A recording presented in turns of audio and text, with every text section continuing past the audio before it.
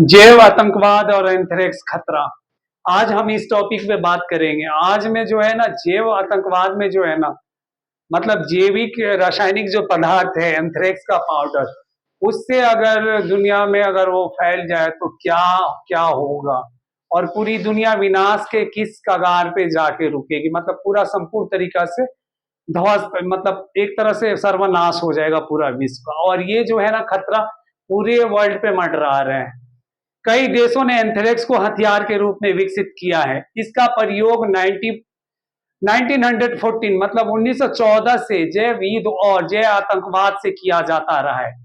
1975 में जैविक हथियार सम्मेलन ने जैविक हथियारों के विकास, उत्पादन और भंडारण पर प्रतिबंध लगा दिया था। तब से अब तक इसका प्रयोग जैव आतंकवाद में किया जाता रहा है। पूरी दुनिया विश्व युद्ध के मुहाने पर खड़ा है।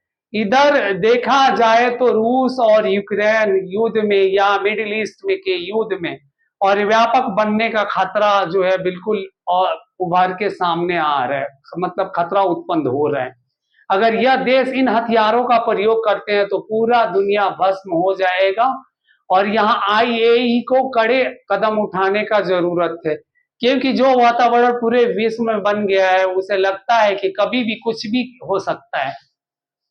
जैसे हमने देखा है कि लेबनान बेरूत में पेजर ब्लास्ट की संज्ञा जिसका जीता जागता उदाहरण है। अब अभी जो पेजर ब्लास्ट इजराइल ने बेरूत में जो किया था, वो क्या था, किसी को लग रहा था कि हॉकी टॉकी से ब्लास्ट हो जाएगा और बिल्कुल ये जो है ना टेक्नोलॉजी जो है ना बिल्कुल एक तरह से युद्ध में इस्तेमाल किया जाएगा। उसी तरह जैव रासायनिक पदार्थ का भी यूज होने का खतरा है। बायोलॉजिकल वार जिसको हम बोलते हैं, अगर हम ईरान इराक का 90 के दशक में अगर आप चलिएगा ना, हम और आप ईरान और इराक का 90 के दशक का युद्ध देखेंगे तो पता चलेगा कि यह युद्ध पूरी तरह एंथ्रेक्स वार युद्ध था। ये अमेरिका का कहना था, ये हम नहीं कह रहे हैं या आप नहीं कह रहे हैं, ये अमेरिका ने बोला था। 1990 में जब इराक वाला युद्ध ईरान से जब हुआ था और यूएस इसमें जब हस्तक्षेप किया था इंटरफेयर करके, और इराक पे जो प्रतिबंध लगे थे और इराक पे जो वार हुआ था, नाटो कंट्रीज और पूरे विश्व इराक के अगेंस्ट पे गए थे, तो उस टाइम इराक पे क्या आरोप लगाया गया था कि एंथ्रेक्स का पाउडर इराक ने किया है। किसको? ईरान के अगेंस्ट में। और वही ईरान जो है आज अमेरिका से 36 का पंगा ले रहा है। आपको पता है कभी ईरान और अमेरिका दोनों जो है दोस्त होते थे, इजराइल और ईरान भी दोस्त होते थे, और आज जो है ना कटु दुश्मन बने हुए हैं। तो यहाँ पे जो है ना ये चीजें जो है बहुत एक मेजर तौर पे देखा जाए तो एक तरह से जो है ना पूरे विश्व के स्वास्थ्य के लिए खतरा है ये। और ये अमेरिका ने जो है ना इसके बाद यूएस और आईएई ने पूर्ण रूप से पूरे विश्व पर इसका प्रयोग ना करने का कठोर नजर रखा हुआ है। मगर अब डर लगने लगा है कि कहीं पूरी विश्व किसी भी तरह या किसी हाल में अनहोनी का शिकार ना हो जाए, क्योंकि बढ़ती हुई एडवांस टेक्नोलॉजी ने पूरे विश्व को एक पॉइंट पर लाकर खड़ा कर रख दिया है। यूएसए, रूस, चीन, जापान, फ्रांस, ब्रिटेन एवं विकसित देश इसे निपटने का सक्षम है। मगर वहीं अगर हम देखा जाए विकासशील देश, तो विकासशील देशों के पास इस खतरे से निपटने का कोई भी साधन नहीं है और ये पूरी तरह से अक्षम, असमर्थ हैं। एंथ्रेक्स बीजाणुओं का प्रयोग न केवल मनुष्यों के सीधे संक्रमित करने के लिए एक हथियार के रूप में किया जाता है, बल्कि वह पशुधन को भी निशाना बना सकते हैं। पशुधन को भी निशाना बना सकते हैं और इसके साथ जिसे पशु और मनुष्य दोनों के बीच एंथ्रेक्स का संक्रमण हो सकता है। अब यहाँ पे देखिए, मानव जाति के लिए भी उतना ही खतरा है और मनुष्य जो है ना पशु जंतु के लिए भी उतना ही जो है ना ये खतरा है।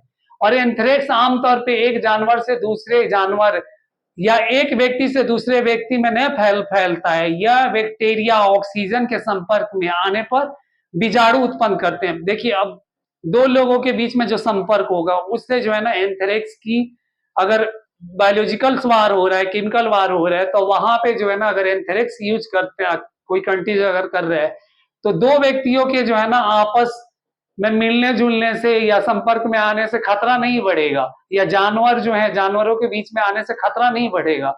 मगर ये खतरा कैसे बढ़ेगा? ऑक्सीजन से। ऑक्सीजन में जैसे ये फैलेगा हवा में, वैसे ये बीमारी फैलती जाएगी। जैसे आपने कोविड-19 का अभी आपने पिछले टाइम में देखा था 4-5 साल दशक पीछे में। तो ये जो है ना, और ये कोविड से कहीं जानलेवा, कहीं जो है ना लाख गुना जो है ना डेंजर है, समझे आप।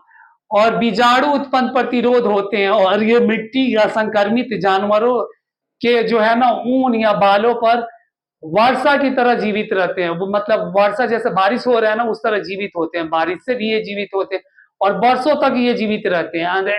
अब एंथ्रेक्स के अगर बायोलॉजिकल वार हुआ तो वहां पे रोकथाम के लिए जो है ना वर्ल्ड ने क्या रणनीति और क्या इसका उपाय, क्या इसका जो है ना कोई ना मेडिसिन तो बनाई होगी ना।